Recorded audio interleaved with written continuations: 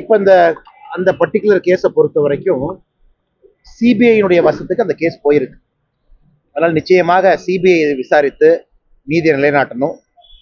அதிலும் குறிப்பாக அந்த சம்பவத்தில் ஈடுபட்டிருக்கக்கூடிய காவல்துறை சில அதிகாரிகளே அபிஷியலா நம்பர் பிளேட்டை மாட்டியிருப்பதாக பத்திரிகை நண்பர்கள் நீங்க எல்லாம் போட்டிருக்கிற 2 நம்பர் பிளேட்டு, ஒன்னு TN1G இன்னொன்னு TN1G, கீழே இருக்கிற நம்பர் வேற.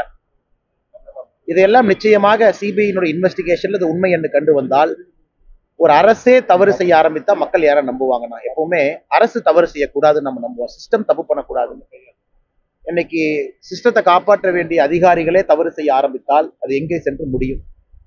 ஆனால் முதலமைச்சர் அவர்கள் இதற்கு முன்பு சொன்னாங்க, காவல்துறையினுடைய இன்டர்னல் ரிஃபார்ம்ஸ்க்காக நாங்க ஒரு ரிட்டையர்டு நீதியரசரை வச்சு 1 மேன் கமிஷனை போட்டாங்க. அந்த 1 மேன் கமிஷன் நீதியரசர் போட்ட பிறகு அவருடைய பாதுகாவலருக்கே ரோட்ல வெட்டு விழுந்துச்சு. அது வேற கதைங்கன்னா, அது ரிப்போர்ட் என்னாச்சு? ஏன்னா 2 விதத்துலங்களா நம்ம எல்லா இடத்துலயும் இன்னைக்கு காவல்துறையை குற்றம் சுமத்துகின்றோம். இந்த விஷயத்தை பொறுத்தவரை காவல்துறை செய்து தவறுதான். ஆனா இன்னொரு பக்கமும் இருக்கு. இந்த காயின்ல இன்னொரு பக்கத்தை பாருங்க.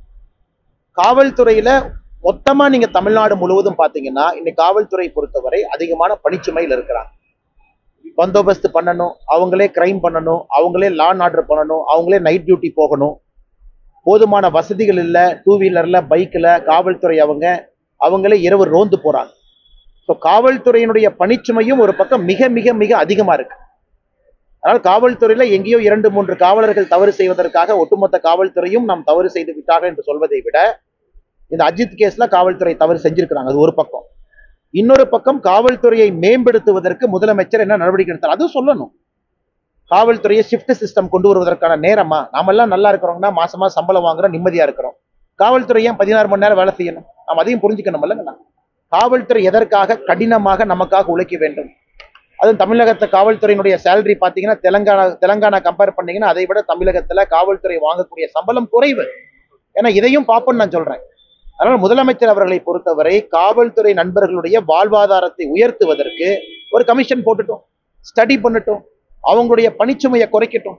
ஆனா அஜித்குமார் கேஸாக இருந்தாலும் கூட தூண்டுதல் இல்லாம ஒரு காவல்துறையினுடைய கான்ஸ்டபிள் வேலை இல்லாம போய் அஜித்குமாரை துன்புறுத்த போறாரா? அவருக்கு என்ன பர்சனல் இன்ட்ரெஸ்ட் அது இருக்கா? வெளியே இருக்கக்கூடிய அதிகாரிகள் தூண்டுறாங்க. வெளியே இருக்கக்கூடிய பணம் படைத்தவர்கள், வெளியே இருக்கக்கூடிய அதிகாரம் படைத்தவர்கள் ஒரு கான்ஸ்டபிளை தூண்டினதுக்கு அப்புறம் அவர் தப்பு பண்றாரு. அஜித்துக்கும் அந்த துன்புறுத்திய கான்ஸ்டபிளுக்கு என்ன சம்பந்தம்? மாமா மச்சானா? அதனால் இந்த விஷயத்தை பொறுத்தவரை நாம நேரடியாக காவல்துறை என்று சொல்வதை விட தப்பு நடந்திருக்கு, சிபிஐ என்கொயரி பண்றாங்க.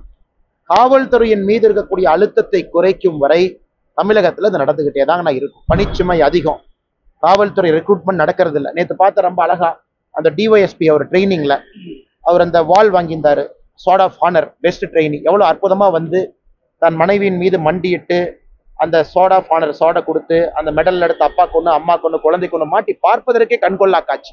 அப்ப நினைச்சேன், பணியில சேரும் பொழுது இவ்வளவு அற்புதமா சேர்ந்திருக்காரு. இதே டிஒஎஸ்பி அவர்கள் 10 ஆண்டுகள் கழித்தும் குடும்பத்தின் மீது அந்த பாசமா இருப்பாரா அப்படின்னு அந்த நியாயமான கேள்விங்க. அதனால் காவல்துறையின் மீது இருக்கக்கூடிய பணிச்சுமையும் ஸ்ட்ரெஸ்ஸும் குறைப்பதற்கு முதலமைச்சர் நடவடிக்கை எடுக்கணும். சும்மா காவல்துறையை பயன்படுத்திட்டு இருந்தா என்னென்ன பிரயோஜனம்? அது பண்ணாத வரைக்கும் இன்னொரு அஜித்து நடக்கும். அதனால் சமுதாயமாக நாம் எல்லாம் கேள்வி எழுப்பணும். காவல்துறையை சுத்தப்படுத்தி ரிஃபார்ம் பண்ணி அவர்களுக்கு தேவையான சலுகைகளும் கொடுக்க வேண்டிய நேரம் வந்துவிட்டதாக நான் பார்க்கிறேன்.